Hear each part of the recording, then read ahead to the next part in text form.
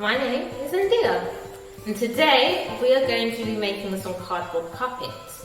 You are going to need your printed picture. You can get those on our ArtVerse website. Today I'm using our bear's picture. You are going to need some lollipop sticks, some sticky tape, some paint if you want to use paint. I'm using brown today, and some scissors.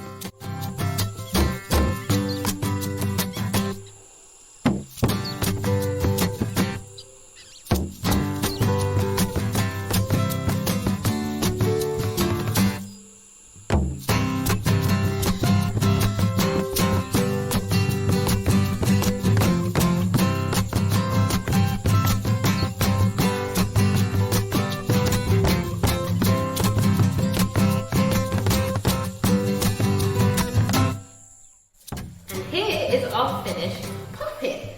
As you see, the paint is nice and dry now. You can make tons of things with your cardboard puppet. For example, you can make people. I've got quite a few people. Pretty cool, right? You can wall for hair, you can cut out pictures and make clothes if you want. Just try not to use any pens. You can also make other pictures like fire. Thanks for coming, guys.